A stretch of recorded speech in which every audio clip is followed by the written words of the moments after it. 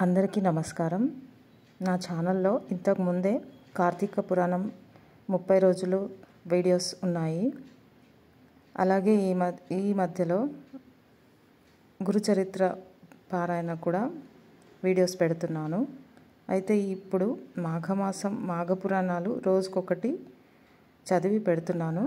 ఇంతకు ముందులాగే వీటిని కూడా ఆదరిస్తూ నా ఛానల్ సపోర్ట్ చేస్తారని భావిస్తూ మీ గీతా ప్రశాంత్. Thank you. మాఘపురాణం 10వ అధ్యాయము. మాఘపురాణంలోని 10వ అధ్యాయం అసూయతో రగిలిన ఋషి కుమార్తె బ్రాహ్మణ కుమార్తెను హతమార్చాలని ప్రయత్నించి దాని ఫలితంగా రాక్షసుడిగా మార్చబడే కథ. అసమాన అందం కలిగిన అసూయ అనే విష పదార్థంతో నిండిన ఋషి కుమార్తె బ్రాహ్మణ కుమార్తె అందానికి మాసిపోయి ఆమెను హాని చేయాలని పన్నాగం పన్నుతుంది. కానీ దేవత రక్షణలో ఉన్న బ్రాహ్మణ కుమార్తె కోరిక మేరకు ఋషి కుమార్తె శిక్షగా రాక్షసుడిగా మార్చబడుతుంది. ఈ కథ అసూయ ప్రమాదాలను ప్రశాంతత కోల్పోయేలా చేస్తుందని, స్వంత ధర్మ మార్గంలో నడవడమే మంచిదని బోధిస్తుంది. పూర్వము భృగు మహాముని వంశమునందు రుక్షక అను కన్య జన్మించి దినదినాభివృద్ధి పొందుచుండెను. ఆమె దురదృష్టవంతురాలు కాబోలు. పెండ్లి అయిన వెంటనే పెళ్లి కుమారుడు చనిపోయెను. రుక్షక తన దురదృష్టమునకు దుఃఖించి విరక్తితో ఇల్లు విడిచి గంగానదీ తీరమునకు పోయి ఆశ్రమం నిర్మించుకొని శ్రీమన్నారాయణుని గూర్చి తపస్సు ప్రారంభించెను. ఆ విధంగా చాలా సంవత్సరాలు ఆచరించుట వలన అనేక మాఘమాస స్నానములు ఫలములు దక్కెను. ఆమె మనోవాంఛ తీరు సమయం దగ్గర పడింది. ఒకనాడు ఆమె తపస్సు చేసుకొనుచు ప్రాణములు విడిచెను. ఆమె చాలా సంవత్సరములు వైకుంఠమునందే ఉండి తరువాత బ్రహ్మలోకమునకు పోయెను. ఆమె మాఘమాస వ్రతఫలం కలిగిన పవిత్రురాలగుటచే బ్రహ్మదేవుడు ఆమెను సత్యలోకంలో దేవకార్యములు తీర్చుటకు అప్సర స్త్రీగా చేసి తిలోత్తమ అనే పేరుతో సత్యలోకమునకు పంపెను.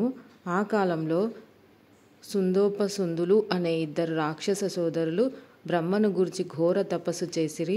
వారి తపస్సు యొక్క ప్రభావమునకు బ్రహ్మదేవుడు ప్రత్యక్షమై, పోయి మీకేమి కావలేనో కోరుకొనుము అని అనగా, స్వామి, మాకు ఇతరుల వలన మరణం కలగకుండునట్లు వరమిమ్ము అని వేడుకొనగా, బ్రహ్మ అటులనే ఇచ్చి తిని అని చెప్పి అంతర్ధానమయ్యెను.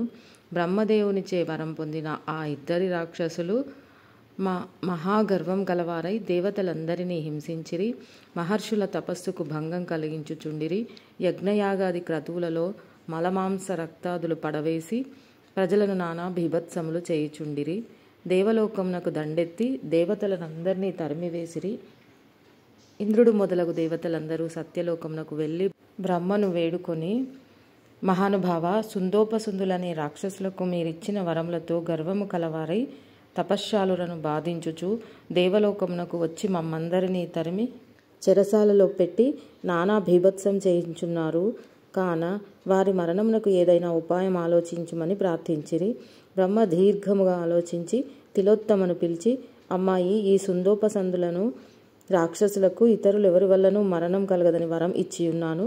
వారు వారి గర్వముతో చాలా అల్లకల్లోలం చేయుచున్నారు. కాన నీవు పోయి నీ చాకచక్యముతో వారికి మరణం కలుగునట్లు ప్రయత్నించుము అని చెప్పెను. తిలోత్తమ బ్రహ్మదేవునికి నమస్కరించి సుందోపసుందులు ఉన్న అరణ్యమున ప్రవేశించెను.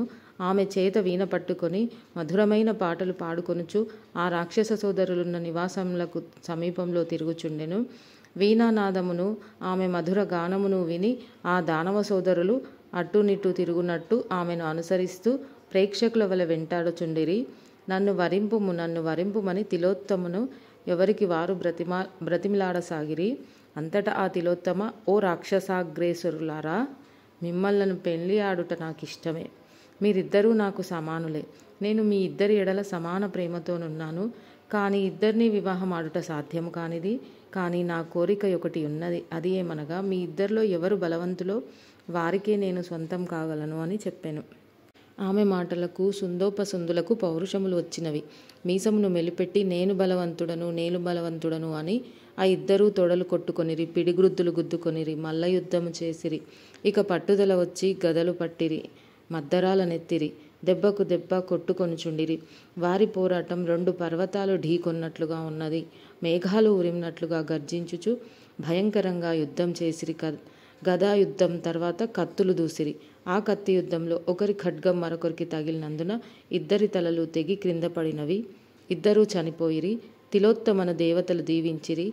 ఆమె బ్రహ్మకడకు పోయి జరిగిందంతా తెలియపరచగా బ్రహ్మ సంతోషించి, తిలోత్తమ, నీవు మంచి కార్యం చేసితివి. నీ వలన సుందోపసుందులు మరణించిరి. నీకీ బలం వచ్చుటకు కారణం నీవు చేసియున్న మాఘమాస వ్రతఫలమే కాన నీవు దేవలోకమునకు వెళ్ళుము. దేవతలు నిన్ను గౌరవిస్తారు. అచట అప్సరసలందరికంటే నీవే అధికురాలవగుదువు అని పంపెను.